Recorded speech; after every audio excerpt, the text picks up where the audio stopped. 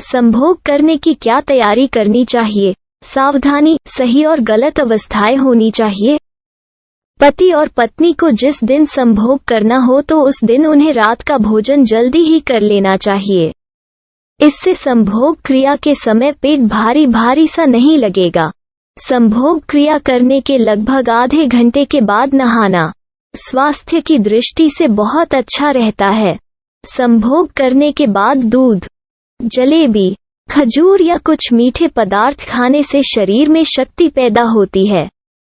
रात के समय भोजन में अचार, खट्टे पदार्थ, भारी भोजन आदि नहीं करने चाहिए क्योंकि यह पदार्थ वीर्य को दूषित और पतला कर देते हैं, जिससे वीर्य जल्दी ही निकल जाता है और व्यक्ति को शीघ्र पतन का रोग लग जाता है। जब स्त्री का मासिक धर्म आए तो इस दौरान उसके पास नहीं जाना चाहिए क्योंकि इससे किसी तरह का रोग लग जाने का डर रहता है। सावधानी, संभोग करने से पहले स्त्री और पुरुष दोनों को मूत्र त्याग करके आना चाहिए। ऐसा करने से जननेंद्रियां पूरी तरह प्राकृतिक रूप से काम करती हैं। संभोग करने से पहले पानी नहीं पीना चाहिए या प्यास लगने की अवस्था में संभोग नहीं करना चाहिए। संभोग करने के बाद लगभग 15 मिनट तक पानी नहीं पीना चाहिए क्योंकि इससे जुकाम हो सकता है और संभोग शक्ति कम हो सकती है। संभोग करने से पहले अफीम, शराब, चरस, कोकीन आदि नशीले पदार्थों का सेवन नहीं करना चाहिए। यह पदार्थ रक्त में उत्तेजना पैदा करके शुरुआत में तो पुरुष की काम उत्तेजना को तेज करते हैं और स्तंभन शक्ति बढ़ाते हैं, लेकिन कुछ समय के बाद दिमाग को इतना कमजोर कर देते हैं कि फिर संभोग क्रिया कर ही नहीं पाता। जिस समय संभोग करना हो उस समय मन में किसी तरह की परेशानी या तनाव आदि नहीं रखना चाहिए। संभोग के लिए सही और गलत अवस्था, दिन में संभोग करना किसी भी नजरिए से उचित नहीं रहता है क्योंकि दिन गर्म होता है और आपस में संभोग करने से भी गर्मी पैदा होती है। इसका नतीजा यह होता है कि शरीर में गर्मी पैदा होने का डर रहता है। दिन में संभोग करने से जो संतान पैदा होती है वो पित्त प्रकृति वाली, गुस्सैल, कठोर स्वभाव की, बेशर्म और कामुक स्वभाव की होती है।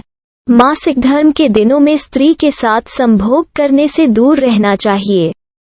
नई नवेली दुल्हन शर्म आदि के कारण पति को मासिक धर्म के बारे में नहीं बता पाती है।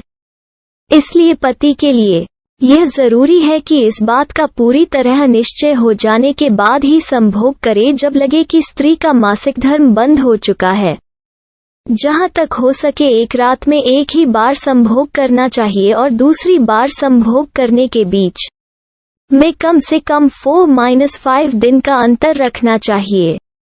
जब यह बात पक्के तौर पर मालूम हो जाए कि स्त्री को गर्भ ठहर गया है तो शुरुआती 3 महीनों तक उसके साथ संभोग नहीं करना चाहिए।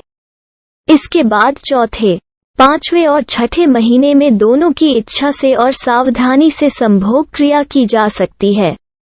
थकान होने पर, सिर में दर्द होने पर, वीर्य रोग में, जिगर, मूत्राशय, फेफड़े, आंख, मैदा, हृदय और मस्तिष्क में किसी रोग के हो जाने पर संभोग नहीं करना चाहिए। बच्चे के जन्म लेने के कम से कम 1.5 महीने तक स्त्री के साथ संभोग नहीं करना चाहिए क्योंकि इतने समय से पहले स्त्री की बच्चेदानी अपने स्वाभाविक रूप में नहीं आ पाती है। अगर स्त्री का मासिक धर्म अनियमित हो, उसे श्वेत प्रदर आने का रोग हो, गर्भाशय टेढ़ा हो या उसे खुजली आदि हो तो उसके ठीक होने तक उसके साथ संभोग नहीं करना चाहिए। बच्चे को दूध पिलाने वाली स्त्री के साथ संभोग नहीं करना चाहिए क्योंकि अगर उसे गर्भ ठहर जाता है तो उसका दूध दूषित हो जाता है और जिसको पीने से बच्चे का स्वास्थ्य खराब हो सकता है।